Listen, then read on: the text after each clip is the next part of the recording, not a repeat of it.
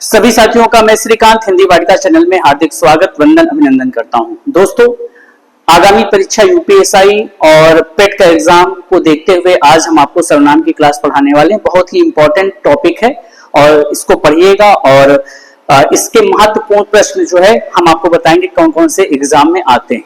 चलिए आइए देखते हैं सर्वनाम की क्लास, और बेहद ही महत्वपूर्ण क्लास है ये, और इस क्लास को आप पूरा देखिएगा।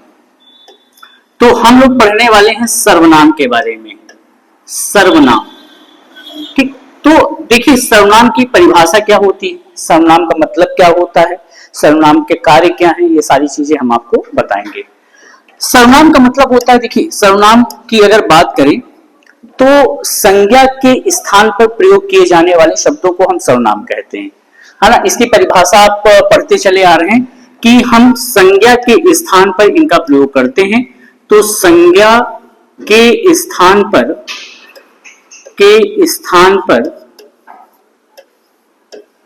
संज्ञा के स्थान पर प्रयोग किए जाने वाले शब्द,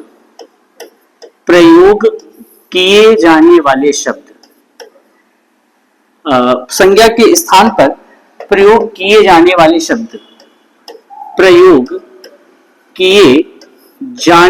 शब्द,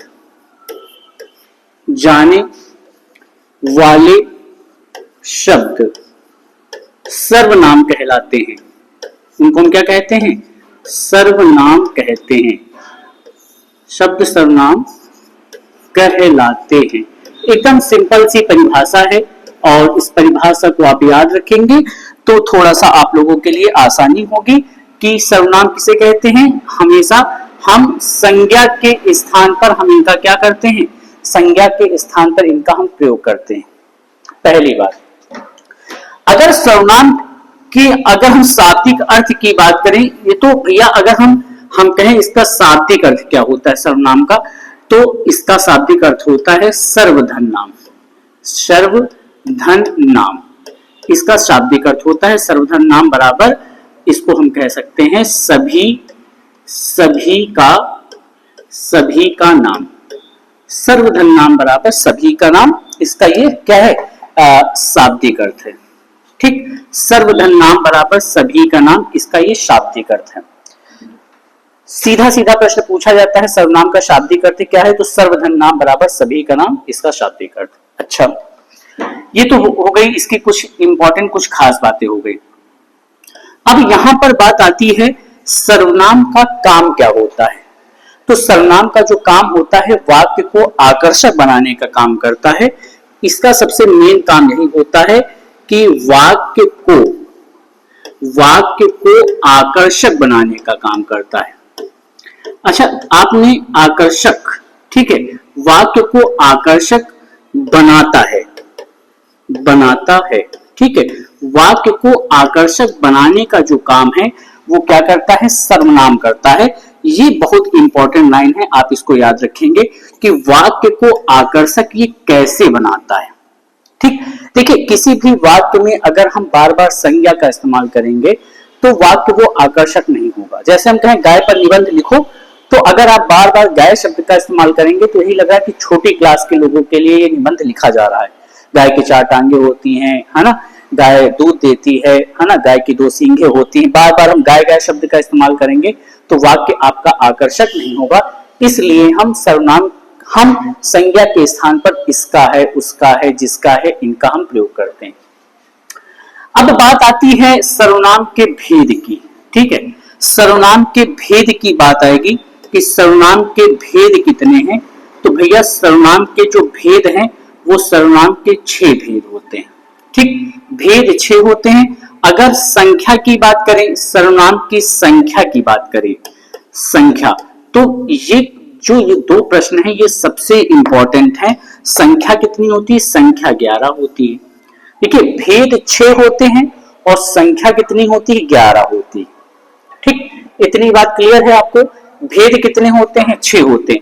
अब देखिए भेद कौन कौन से होते हैं। सबसे पहले नंबर 1 पर आपको मिलेगा पुरुषवाची सर्वनाम। नंबर 1 पर है आपका पुरुषवाची सर्वनाम, नंबर 1 पर है। ठीक, ये नंबर 1। फिर इसके बाद दूसरे नंबर पर निश्चयवाची सर्वनाम, निश्चयवाची सर्वनाम। नंबर 2 निश्चयवाची सर्वनाम। ठीक, नंबर 3 पर है अनिश्चयवाची सर्वनाम, अनिश्चयवाची सर्वनाम, अनिश्चयवाची सर्वनाम नंबर 3 पर है। फिर इसके बाद है प्रश्नवाची सर्वनाम, प्रश्नवाची सर्वनाम नंबर 4 पर है। फिर संबंधवाची सर्वनाम, संबंधवाची सर्वनाम, और नंबर 6 पर आपको मिलेगा निजवाची सर्वनाम। नंबर 6 पर है आपका निजवाची सर्वनाम। ठीक, सबके सामने आप सर्वनाम लिख लेंगे। अब देखिए कौन कौन से हैं। हमने आपको बताया छठे नंबर पर निजवाची सर्वनाम है। ठीक, 5वें नंबर पर संबंधवाची सर्वनाम है, और इसके बाद आएंगे प्रश्नवाची सर्वनाम है। चौथे नंबर पर प्रश्नवाची सर्वनाम है। तीसरे नंबर पर आपका अनिश्चयवाची सर्वनाम है, और फिर इसके बाद अनिश्चयवाची सर्वनाम है, और पहले नंबर पर आपको मिलेगा पुरुषवाची सर्वनाम। ठीक, पुरुषवाची सर्वनाम। ये सर्वनाम के कितने भेद हो गए? सर्वनाम के 6 भेद हो गए। इतनी बात क्लियर हो गई। अब यहां पर एक प्रश्न उठता है कि जो पुरुषवाची सर्वनाम है इसके कितने भेद होते हैं? तो भैया जो पुरुषवाची सर्वनाम होता है इसके मुख्यतः 3 भेद होते हैं। ठीक, पुरुषवाची सर्वनाम की अगर हम बात करें तो जो पुरुषवाची सर्वनाम है, पुरुषवाची सर्वनाम के मुख्यतः 3 भेद होते हैं। ठीक, वो भेद कौन कौन से हैं पुरुषवाची सर्वनाम के, आइए देखते हैं। सबसे पहले नंबर 1 पर उत्तम पुरुष। कौन सा पुरुष है? नंबर 1 पर है उत्तम पुरुष। ठीक, दूसरे नंबर पर है आपका मध्यम पुरुष, मध्यम पुरुष, मध्यम पुरुष, और तीसरे नंबर पर है आपका अन्य पुरुष। इतनी बात आपको क्लियर हो गई होगी। पहले नंबर पर आपको मिलेगा उत्तम पुरुष, दूसरे नंबर पर आपको मिलेगा मध्यम पुरुष, और तीसरे नंबर पर आपको मिलेगा अन्य पुरुष। पहला नंबर ये है आपका दूसरा नंबर, और फिर है आपका अन्य पुरुष, ये है तीसरे नंबर पर। ठीक, ये आपका चार्ट पूरी तरीके से यहाँ पर प्रिपेयर हो चुका है। आप इसको ऐसे पढ़िएगा। ठीक है, फिर से समझ लेंगे पूरा एक बार जितना हमने पढ़ाया। सर्वनाम संज्ञा के स्थान पर प्रयोग किए जाने वाले शब्दों को सर्वनाम कहते हैं। सर्वधर्म नाम इसका शाब्दिक अर्थ है, अर्थात सभी का नाम। वाक्यों को आकर्षक बनाने के लिए हम सर्वनाम का प्रयोग करते हैं। ठीक, ये इसका काम है, वाक्य को आकर्षक बनाने का काम करते हैं। बार बार हम संज्ञा के स्थान पर हम सर्वनाम का इसलिए प्रयोग करते हैं ताकि वाक्य आकर्षक हो। ठीक है, भेद की बात करें तो संज्ञा के 6 भेद, सर्वनाम के 6 भेद होते हैं। पुरुषवाची सर्वनाम, निश्चयवाची, अनिश्चयवाची, प्रश्नवाची, संबंधवाची और निजवाची सर्वनाम। पुरुषवाची सर्वनाम के 3 भेद होते हैं, उत्तम पुरुष, मध्यम पुरुष और अन्य पुरुष। ठीक है, अब संख्या की बात आए तो संख्या में कौन कौन से सर्वनाम होते हैं? संख्या में देखो, हम आपको एक तरफ से बता दें, एक होता है मैं, फिर है आपका तू, फिर आपको मिलेगा यह, वह, कोई, कुछ, कौन, कौन, क्या, जो सो, जो, सो और आप। ठीक, ये देखिए संख्या है आपकी कितनी, ये संख्या जो है ये 11 संख्या है। मैं, तू, आप, कोई, कुछ, कौन, क्या, और कौन क्या हो गया, और जो सो और आप। ये संख्या कितनी हो गई? ये संख्या 11। 1 2 3 4 5 6 7 8 9 10 11। इतनी बात क्लियर हो गई भैया? ठीक है, देखिए मैं, तू, यह, वह, कोई, कुछ, कौन, क्या, जो सो और आप। ज्यादातर जो राइटर होते हैं या उपन्यासकार होते हैं, कहानीकार होते हैं, इनका प्रयोग अपनी कॉपी किताबों में बहुत बहुत जबरदस्त करते हैं। अपने उपन्यासों में, अपनी कहानियों में इनका प्रयोग बहुत करते हैं। मैं, तू, आप। अच्छा, इनमें कारक चिन्हों को लगाकर भी बहुत ढेर सारे हम संश्लिष्ट और विश्लिष्ट शब्द बनाते हैं। ठीक है, अब हम एक एक पढ़ते चलेंगे। सबसे पहले नंबर 1 पर कौन सा है? पुरुषवाची सर्वनाम। आइए हम जानते हैं पुरुष, थोड़ा थोड़ा हम सबके बारे में आज हम आपको बता देंगे। ठीक, पहले नंबर पर है आपका पुरुषवाची सर्वनाम। नंबर 1 पर है पुरुषवाची सर्वनाम, पुरुषवाची सर्वनाम। तो पुरुषवाची सर्वनाम में कौन कौन से सर्वनाम होते हैं? पुरुषवाची सर्वनाम में मैं और तू, पहले तो जान लीजिए कि पुरुषवाची सर्वनाम के जो भेद हैं, वो पुरुषवाची सर्वनाम के जो भेद हैं वो कितने होते हैं? वो 3 होते हैं। सीधा सीधा पेपर में यही पूछा जाता है कि भैया पुरुषवाची सर्वनाम के भेद कितने होते हैं, तो हम वैसे भी आपको हम बता चुके हैं पुरुषवाची सर्वनाम के कितने भेद होते हैं? 3 भेद होते हैं। एक होता है उत्तम पुरुष, इसको हम कहेंगे उत्तम पुरुष, और दूसरे नंबर पर है आपका मध्यम पुरुष, और तीसरे नंबर पर है अन्य पुरुष। ठीक, अन्य पुरुष। अब ये क्या है भैया? उत्तम पुरुष हम किसे कहेंगे? ठीक, उत्तम पुरुष क्या होता है, मध्यम पुरुष क्या होता है, और अन्य पुरुष क्या होता है, ये चीजें थोड़ा सा जान लीजिए। देखिए, बात हमेशा कहने वाला, ठीक, बात हमेशा कहने वाला जो वाचक होगा, ठीक, वाचक होगा, वाचक को हम क्या कहेंगे? उत्तम पुरुष। बोलने वाले को हमेशा हम क्या कहेंगे? बोलने वाला। जो वाक्य में बोलने वाला होगा उसे हम क्या कहेंगे? उत्तम पुरुष।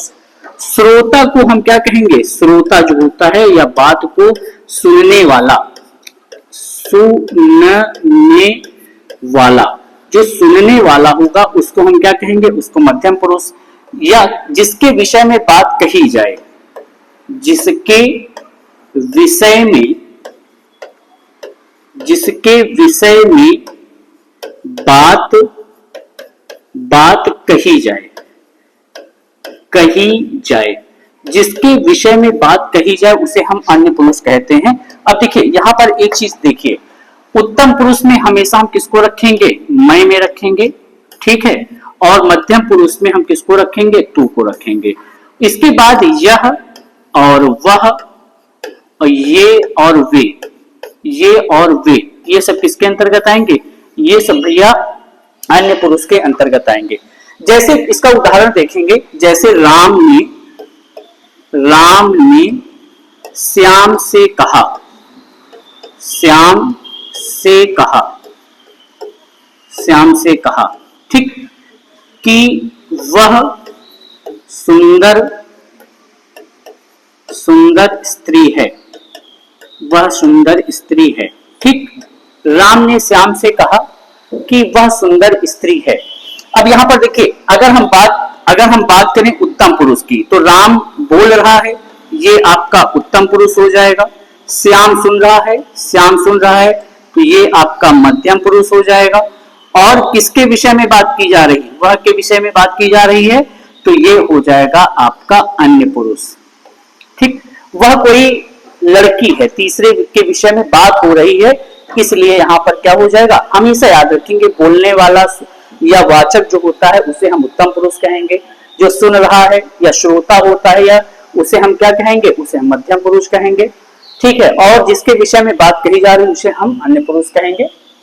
तो ऐसे सर्वनाम जो किसी पुरुष या स्त्री के लिए इस्तेमाल किए जाते हैं उन्हें हम क्या कहते हैं? उन्हें हम पुरुषवाची सर्वनाम कहते हैं। इतनी बात क्लियर हो गई। इसके बाद आ जाओ दूसरा सर्वनाम। ठीक, नंबर 2, दूसरे नंबर पर है आपका निश्चयवाची सर्वनाम। दूसरे नंबर पर कौन सा है? निश्चयवाची सर्वनाम। निश्चयवाची सर्वनाम, निश्चयवाची सर्वनाम क्या होता है दोस्तों?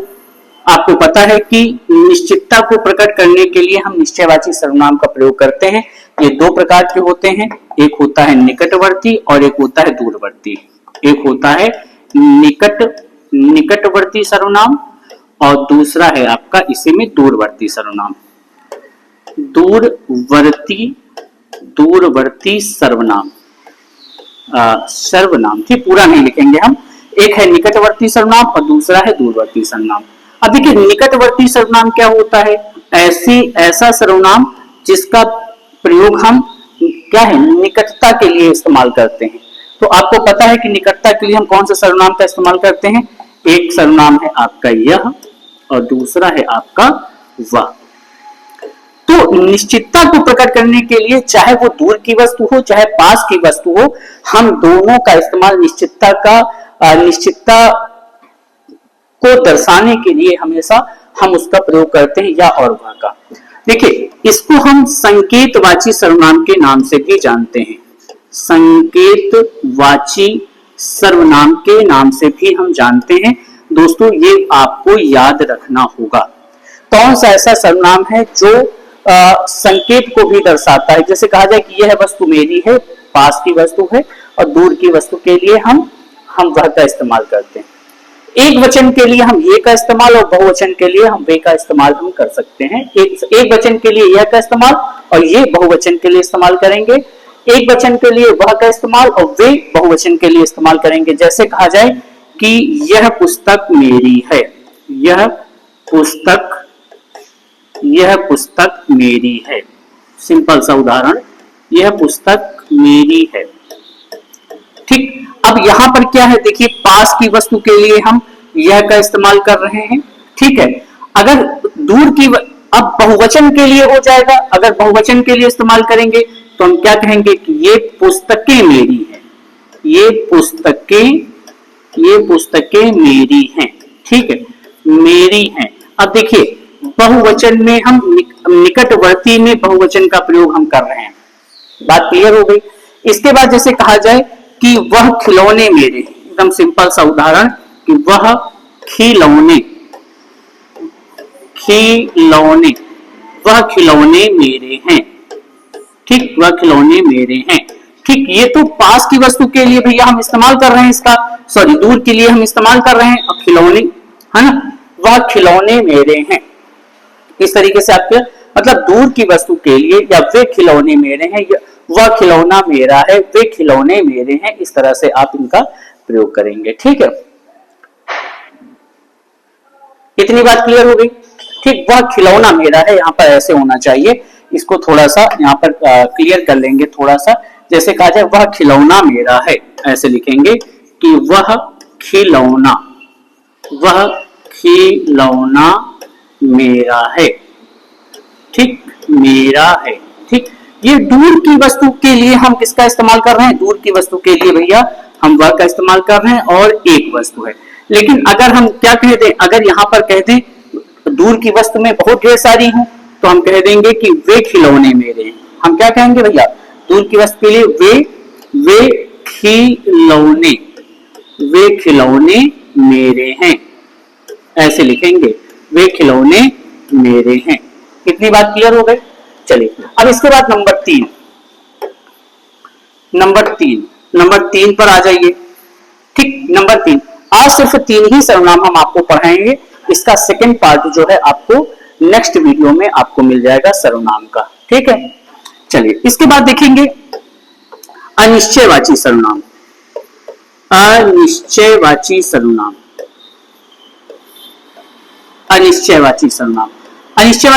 कौन कौन से होते हैं भैया? अनिश्चयवाची सर्वनाम कौन कौन से होते हैं ये आपको पता होना चाहिए, है ना। किसी भी वस्तु की अनिश्चितता को प्रकट करने के लिए अनिश्चयवाची सर्वनाम का हम प्रयोग करते हैं। ये होते हैं कुछ और कोई। ठीक है, कुछ और कोई, ये अनिश्चयवाची सर्वनाम होते हैं। ठीक है, अब देखिए यहां पर 2 तरीके से इनका हम प्रयोग करते हैं। एक होता है प्राणिबोधक। ठीक है, प्राणिबोधक और दूसरा है आपका वस्तुबोधक। दूसरा कौन सा है? दूसरा है आपका वस्तुबोधक। ठीक, जो प्राणिबोधक सर्वनाम है वो प्राणिबोधक के लिए हम कोई का इस्तेमाल करेंगे और वस्तु के लिए हमेशा हम कुछ का इस्तेमाल करेंगे। ठीक है, अब कोई भी वस्तु है, देखिए जब किसी प्राणी के लिए इस्तेमाल करते हैं ना तो हम हमेशा कोई का इस्तेमाल करेंगे। किसका इस्तेमाल करेंगे? पहली बात तो प्राणिबोधक, नंबर 1। दूसरा किसी प्राणी के लिए, और अगर वस्तु है तो हम वस्तु के लिए हमेशा हम किसका इस्तेमाल करेंगे? कुछ का इस्तेमाल करेंगे। फिर से सुनिएगा, प्राणी के लिए हमेशा कोई का इस्तेमाल और वस्तु के लिए हमेशा हम कुछ का इस्तेमाल करते हैं। लेकिन अनिश्चितता को दर्शाने के लिए हम उदाहरण बोले दे रहे हैं, जैसे वहां पर कोई खड़ा है। वहां पर कोई खड़ा है का मतलब क्या हुआ? इसका मतलब यह है कि वहां पर कोई व्यक्ति खड़ा है लेकिन अनिश्चित है कि कौन खड़ा है ना। जैसे कहा जाए माँ ने झोले में कुछ रखा, वस्तु की बात आएगी, माँ ने झोले में कुछ रखा, तुमने कुछ खाया। अब तुमने कोई खाया नहीं होगा, गलत हो जाएगा ना, कोई तो व्यक्ति के लिए इस्तेमाल किया जाता है ना। तो वस्तुबोधक में ठीक है, जैसे कह दिया जाए कि माँ ने झोले में कुछ रखा, है ना, तुमने कुछ खाया, तो हमेशा वस्तु के लिए कुछ का प्रयोग और प्राणी के लिए हमेशा हम कोई का इस्तेमाल करेंगे, लेकिन दोनों चीजों में अनिश्चितता दर्शाने के लिए करेंगे। है ना। अच्छा, यह निश्चयवाची सर्वनाम हो गया। अब इसके बाद नंबर 4 पर, चलो आगे पढ़ाई दे रहे हैं, नंबर 4 पर आ जाएंगे हम प्रश्न संबंधवाची सर्वनाम। कौन सा सर्वनाम है? संबंधवाची सर्वनाम। संबंधवाची सर्वनाम एक सर्वनाम का दूसरे सर्वनाम से संबंध स्थापित करने के लिए भैया हमेशा हम संबंधवाची सर्वनाम का प्रयोग करते हैं। हाँ, ये दो प्रकार के होते हैं, एक है आपका जो और दूसरा है आपका सो। ठीक, उदाहरण के तौर पर कहा जाए, एक सर्वनाम का दूसरे सर्वनाम से संबंध स्थापित करने के लिए हम प्रयोग करते हैं। उदाहरण के तौर पर कहा जाए कि जैसी करनी वैसी भरनी, जैसी करनी वैसी भरनी, वैसी भरनी, जैसा करोगे वैसा भरोगे। ठीक, जो बोओगे सो काटोगे, जो बोओगे सो काटोगे, सो काटोगे। ठीक, तो यहां पर दोनों देखिए, एक जो का संबंध यहां पर किससे भैया? जो का संबंध यहां पर सो से, जैसा का संबंध किससे? वैसा से। जैसे जिसकी लाठी उसकी भैंस, ऐसे बोला जाता है ना, जिसकी लाठी उसकी भैंस। तो संबंधवाची सर्वनाम में दो प्रकार के सर्वनाम आपको मिलेंगे। इसके बाद नंबर 5 पे आएंगे। नंबर 5 पे है प्रश्नवाची सर्वनाम। प्रश्नवाची सर्वनाम। देखिए, प्रश्नवाची सर्वनाम संज्ञा या सर्वनाम, संज्ञा के स्थान पर प्रश्न करने या प्रश्न पूछने के लिए हम प्रश्नवाची सर्वनाम का प्रयोग करते हैं। संज्ञा के स्थान पर प्रश्न पूछने, एकदम सिंपल सी परिभाषा है कि संज्ञा के स्थान पर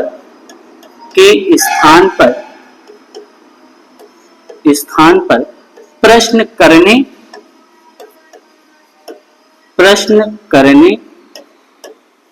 या पूछने के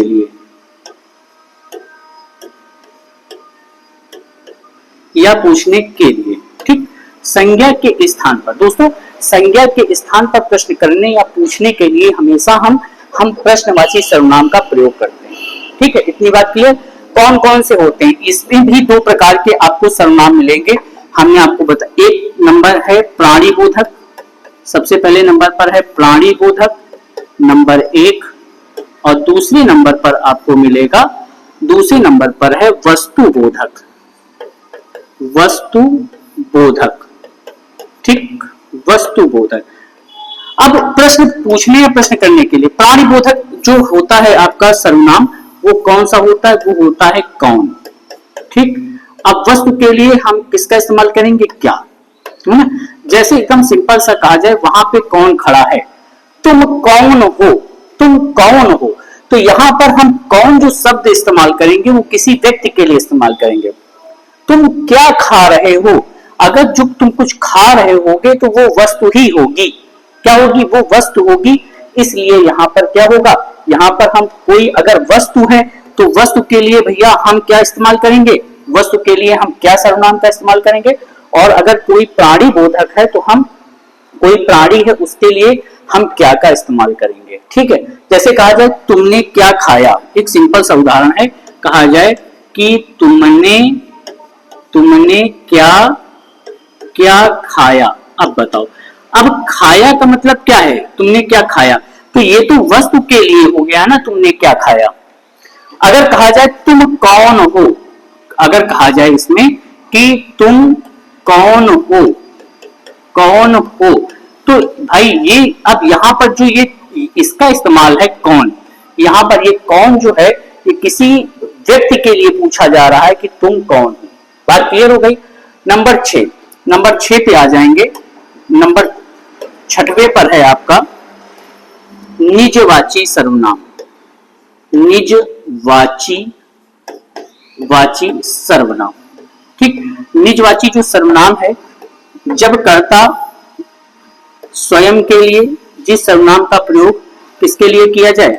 स्वयं के लिए किया जाए या खुद के लिए किया जाए, ठीक है, या स्वतः किया जाए या अपने लिए किया जाए, है ना, अपने लिए।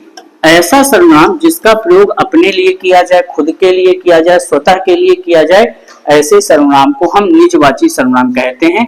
और निजवाची क्या होता है? आप होता है। क्या होता है? आप। जैसे कह दिया जाए मैं यह काम अपने आप कर लूंगा, एकदम सिंपल सा उदाहरण है, मैं यह काम अपने आप कर लूंगा, अपने आप कर लूंगा। ठीक। आप भले तो जग भला, मॉरलिटी बताने वाला शब्द। आप भले तो जग भला,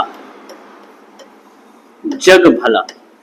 वह दूसरे को नहीं अपने आप को सुधार रहा है, एकदम सिंपल सा उदाहरण है, वह दूसरे को नहीं अपने आप को सुधार रहा है, अपने आप को सुधार रहा है।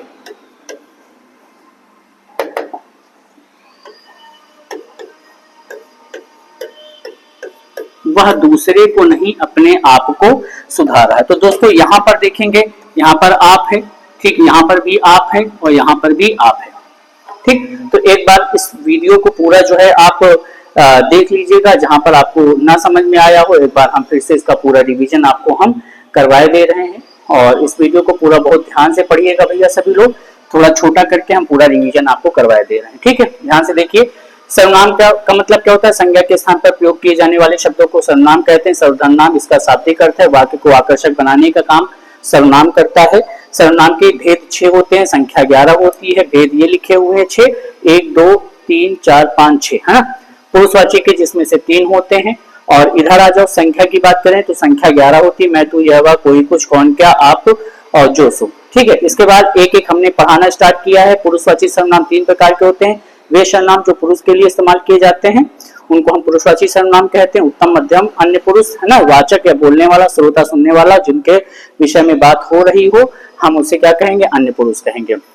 निश्चयवाची सर्वनाम को संकेतवाची सर्वनाम के नाम से भी जानते हैं। निकटवर्ती और दूरवर्ती 2 प्रकार के होते हैं, यह और वह। इसके बाद अनिश्चयवाची सर्वनाम 2 प्रकार के होते हैं, कोई और कुछ, जिसमें से प्राणीबोधक कोई होता है, वस्तुबोधक कुछ होता है ना। जैसे कहा जाए वहां पर कोई खड़ा है ना, तो अनिश्चित नहीं है ना, माने झोले में कुछ रखा। इसके बाद संबंधवाची सर्वनाम जो सो होता है, जैसी करनी वैसी भरनी, जो बोओगे सो काटोगे। ठीक है, और ये तो इसके उदाहरण हो गए। प्रश्नवाची सर्वनाम संज्ञा और संज्ञा के स्थान पर प्रश्न पूछने या प्रश्न करने के लिए हम प्रश्नवाची सर्वनाम का इस्तेमाल करते हैं। 2 प्रकार के होते हैं, प्राणीबोधक और वस्तुबोधक। प्राणीबोधक कौन और वस्तुबोधक के लिए हम क्या का इस्तेमाल करते हैं? निजवाची सर्वनाम आप स्वयं खुद के लिए इसका इस्तेमाल किया जाता है। तो दोस्तों वीडियो आपको कैसा लगा कमेंट बॉक्स में मैसेज करके बताएंगे। और अभी तक आपने हमारे चैनल को सब्सक्राइब नहीं किया है तो चैनल को सब्सक्राइब कर लें। मिलेंगे एक नए वीडियो के साथ। जय हिंद, जय भारत।